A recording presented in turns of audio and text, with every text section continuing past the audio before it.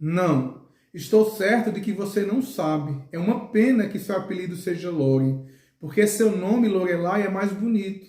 Sabe quem era Lorelai? Era alguém? Lorelai é o nome de um personagem lendário do folclore alemão, cantado num belíssimo poema por Heine.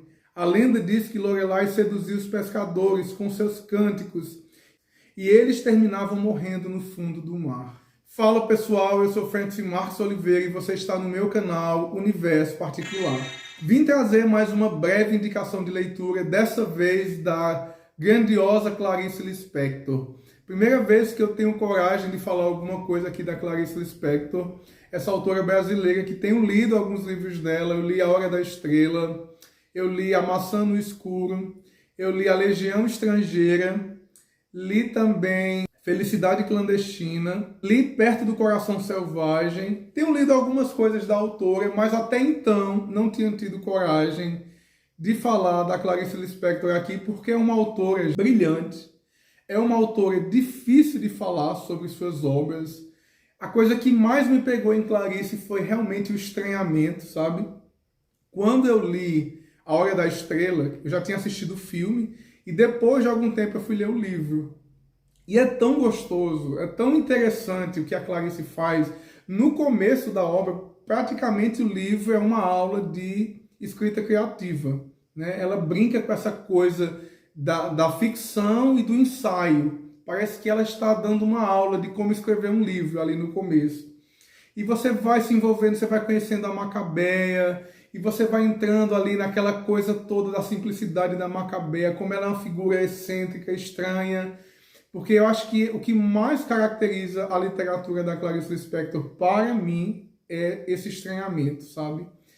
É uma coisa impactante. Só que quando eu fui ler A Maçã no Escuro, eu realmente me senti no escuro. Porque é uma obra muito complicada, sabe?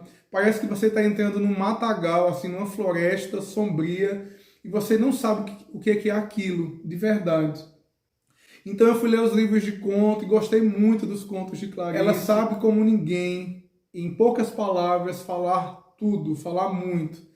Então assim, eu realmente me apaixonei pela escrita da Clarice Lispector, tenho lido, e agora eu vou falar sobre aquele que eu favoritei. Eu estou falando de Uma Aprendizagem ou O Livro dos Prazeres. Gente, que livro sensacional! É um livro simples, é uma leitura que difere muito dos outros livros da Clarice Lispector, porque ela segue uma ordem natural, um fluxo natural de narrativa. Não é uma história complexa. Inclusive, eu recomendo Uma Aprendizagem como um livro de introdução a Clarice Lispector. Se você nunca leu nada da autora, comece lendo O Livro dos Prazeres, de verdade, porque eu me senti confortável lendo esse livro, eu me senti à vontade, eu queria continuar lendo, porque normalmente os livros de Clarice, ele faz você ficar pausando, sabe? A minha experiência com ela, você lê, para, pensa naquilo. Às vezes eu penso que Clarice é uma filósofa que escreve de maneira literária, porque ela suscita muitos pensamentos, ela suscita em mim muitas reflexões. Os temas que ela aborda, a figura feminina, a reflexão feminista que ela sempre traz em suas obras, a questão religiosa, né? Ela fala dessa entidade, o Deus que ela chama, que não cabe adjetivos para falar sobre ele. A gente sabe que Clarice, ela, quando falava em Deus, é claro, ela não está falando exatamente desse Deus judaico-cristão que nós temos em mente. Ela segue muito mais um pensamento de Deus assim, panteísta, vamos dizer. É um Deus mais filosófico, é um Deus mais místico do que o Deus judaico-cristão. Gosto demais da espiritualidade de Clarice. Inclusive, nesse livro, nós temos uma oração. Nessa oração, ela diz: alivia minha alma, faze com que eu sinta que tua mão está dada à minha. Faze com que eu sinta que a morte não existe, porque, na verdade, já estamos na eternidade. Faze com que eu sinta que amar é não morrer, que a entrega de si mesmo não significa a morte.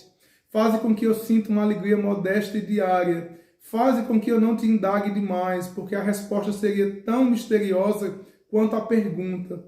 Faze com que me lembre de que também não há explicação, porque um filho quer o beijo de sua mãe, e no entanto ele quer. E no entanto o beijo é perfeito. Faze com que eu receba o mundo sem receio, pois para esse mundo incompreensível eu fui criada e eu mesma também incompreensível. Então é que há uma conexão entre esse mistério do mundo e o nosso. Então essa oração ela é um pouco mais longa, ela se estende e eu achei muito poética, sabe? E a história desse livro vai contar sobre uma jovem professora que vive de uma mesada do pai e ela se distanciou dessa família, ela é uma mulher do interior e ela vai viver nessa cidade e ela vive uma vida reclusa, né? E ela vai conhecer um homem chamado Ulisses, que é um professor de filosofia, aparentemente mais velho, mais maduro do que ela. Em alguns momentos, a forma com que Clarice fala desse professor, eu fiquei pensando, será que não é uma metáfora para Deus, sabe? Porque ela fala sobre Ulisses em alguns momentos com tanta reverência, e Ulisses é um professor, e tem uma fala de Ulisses que ele diz que ama as imperfeições das pessoas porque assim ele as pode perdoar, sabe? Eu fiquei pensando, cara, eu acho que aqui em alguns momentos, não que sempre ele seja Deus, mas parece que essa relação da Lorelai com Ulisses é a relação de alguém com Deus, que vai vivendo a vida e aprendendo a viver, e vai se descobrindo através da própria vivência, sabe? Então eu fiquei muitas vezes pensando, da mesma forma que a Lorelai pode ser uma figura mítica, como uma sereia encantadora de homens, Ulisses também pode ser, em alguns momentos, a figura de Deus. Esse Deus que Clarice falava tanto em suas obras. Porque na cultura judaica a gente sabe também que conhecer alguém remete muito a uma intimidade sexual. Existem versículos da Bíblia que fala fulano conheceu Beltrana. E é exatamente uma relação conjugal. Então, a Lorelai vai conhecendo esse Ulisses e sem nenhuma intimidade, sem nenhuma relação sexual, isso só vai acontecer no final, e chega a ser também uma coisa tão solene que parece religiosa. Ele se ajoelha diante dela, ela tem toda uma questão com ele também, assim, de finalmente eu vou me entregar a você. Parece realmente uma liturgia, a cena final do livro. E é tão maravilhoso o que Clarice fez nessa obra que ela começa com uma vírgula e termina com 2 pontos, se eu não me engano. Ou seja, ela nos diz que o que nós estamos tendo contato é com apenas fragmento da vida dessa personagem. A gente pegou o bonde andando, como se diz. Havia uma vida antes daquela vírgula e existe uma vida depois daqueles 2 pontos. E eu achei isso genial, gente. Só alguém que tem, assim, uma imaginação, um domínio da escrita é capaz de fazer uma coisa dessa. Nos jogar diante de um fragmento. Nós estamos visualizando apenas um fragmento. E eu achei sensacional, porque no final você fica imaginando que talvez Ulisses e Lorelai estão juntos, né?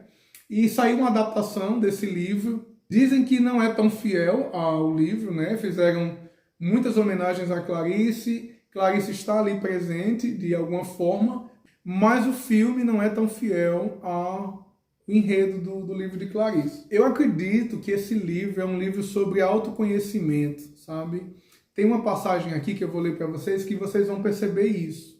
Seu desespero vinha de que não sabia sequer por onde e pelo que começar. Só sabia que já começara uma coisa nova e nunca mais poderia voltar à sua dimensão antiga. E sabia também que devia começar modestamente, para não se desencorajar.